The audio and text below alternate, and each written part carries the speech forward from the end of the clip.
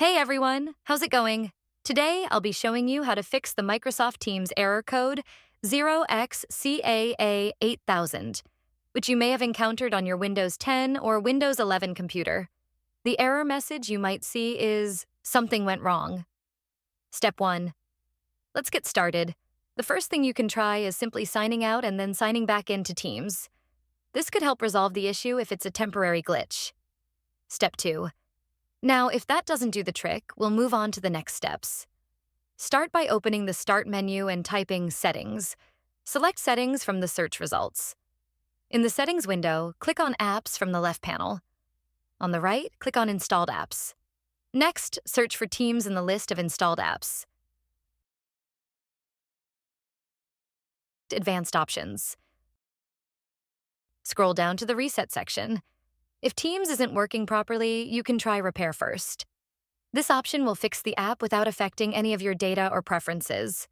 Click Repair and see if it resolves the issue. Step 6.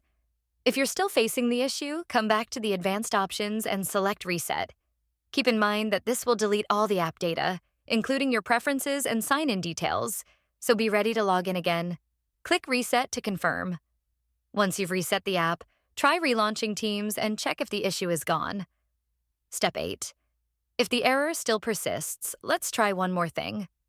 Open the Start menu again, type Internet Options, and open it.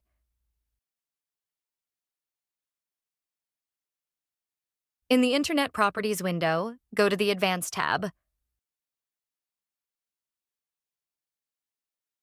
Under Security, look for Use TLS 1.0, 1.1, and 1.2. Make sure these options are checked, then click Apply, followed by OK.